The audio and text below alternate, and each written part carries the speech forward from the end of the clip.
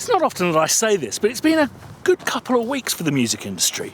A young cellist by the name of Sheku Kanemason, you may remember him from Meghan and Harry's wedding.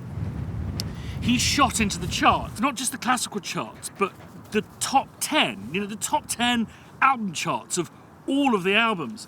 It is a significant thing that has happened here. The first cellist in history to get into the top 10 of the UK charts with an album entitled Elgar. So there's this young man playing cello brilliantly with Simon Rattle, I believe, and I think it was done at Abbey Road Studios. Music that was written by a man who died in, I think it was 1934 or 1935. I think what is significant about this wonderful thing is not only is he introducing Elgar, I imagine, to a new audience, but also there will be so many more children taking up the cello because of him, and hopefully children from all backgrounds.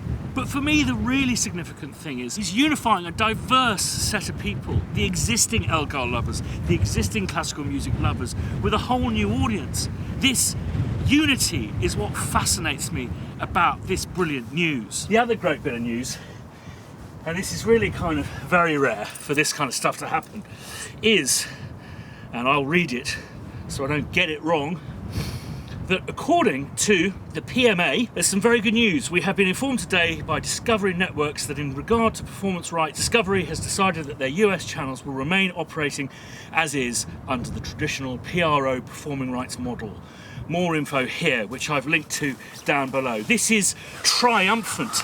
This is incredibly going against the grain of how things have been going with music over the last couple of decades, and I am delighted not only by this decision, but I think how and why it came about, because we unified as an industry, publishers, the collection agencies, composers, people who, I looked at social media, it was incredible. There was not one voice of dissent amongst us. We stood as one. Record companies, producers, library music companies, they all strove to educate Discovery on why this was such a bad idea. One of the things that really made me laugh was the suggestion that if composers didn't agree to these retroactive contracts, then they would have their music taken off. Two things there. Firstly, you cannot coerce someone into signing a signature, not under duress. You can, but it basically means the contract is null and void. It's a basic principle of contract law. You can't hold someone's hands to it and make them sign it.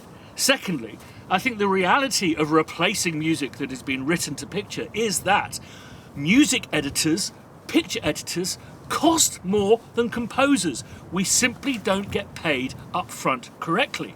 There is an industry that pays up front and doesn't offer royalties by and large. That is computer games, and they give us shit tons of money to do it. But as I say, it's not just the decision, it's the unified angle, the togetherness that I think is something we can learn from. We're not being led, we are leading. I think the danger with these kind of monolithic content providers is they act less like the postal service and more like kingdoms, unelected. You daren't disagree with them for fear of being cast out into the wilderness, exiled. So I think the lesson learned here is that we need to become our own monolith, a single voice that simply says no, it will not stand. About, a few months back, I decided to bleach and scrub my Twitter because my Twitter account had become very political, as I'd kind of dabbled with and touched on with this YouTube channel. And I think what I'm taking away from the experience of being non-political on my Twitter channel is I can still go down to the pub and talk about it and all that kind of stuff. But I think by being political, particularly, with the printed word, it is incredibly divisive. And I think there's one thing that is particularly special about music, is music can be a thing that is universal, that brings people together. So I think if I have any power as a lowly musician, composer, someone who runs a music tech business, and that is to encourage togetherness. I'm not speaking about it in a hippie-ish manner.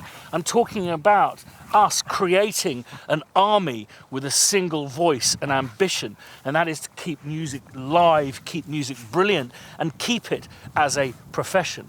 So that's what I'm doing within my kind of political goals, and I'm not kind of using my energies to talk about things that I cannot change, I cannot influence. And I'm still kind of learning. I think the thing that I have really regretted doing is speaking ill of our fellow sisters and brothers in music. You know, I think I kind of cast a little bit of an aspersion against someone like Sting, and you know, there are only one degree of probably separation amongst the kind of music making community. Someone will be friends with him, and it just doesn't help.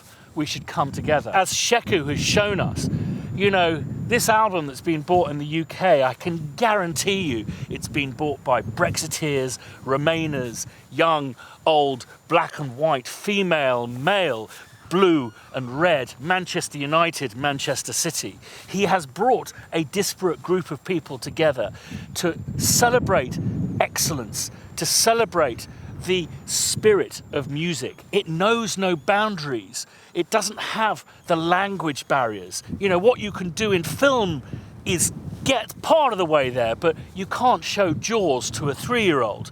But you can play, well, maybe not Borodin, because that's really scary, but you can play them a bit of Elgar.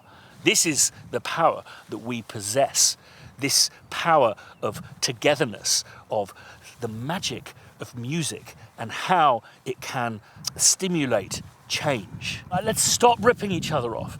Let's stop suing each other. Let's stop gaming each other. Let's come together. Let's learn from one another, share our experiences, share our knowledge, and move this amazing relay race, the 400, 500, 600, thousands of years of learning and developing and evolving what we have today. Let's take that torch and carry that on as one. With that spirit of togetherness in mind, I've got a couple of things for you to check out. There's a Spitfire event at King's Place in King's Cross in London. So details of that are down below. And I'm also organising a London walk, which is on screen now, and also details down below. The London walk's been long overdue, seeing as I am a Londoner and Spitfire's a London-based company. So I really look forward to seeing as many of you as possible on that date. Sorry, very passionate today, but I do think there's a lot to be learnt from, you know, these things very rarely go our way, and I think it's because of action and this kind of unified outrage that we really have been able to affect change or a reversal. So keep the comments coming in. How do you feel about this decision? How do you feel about Sheku's amazing achievement? Subscribe if you haven't done already. I've got a really kind of wonderfully spiritual conversation with a very special and incredibly important composer coming as the next episode. So ding that bell if you want to be notified when I put that one up. And one of those for Sheku and the Discovery Channel. Good on ya.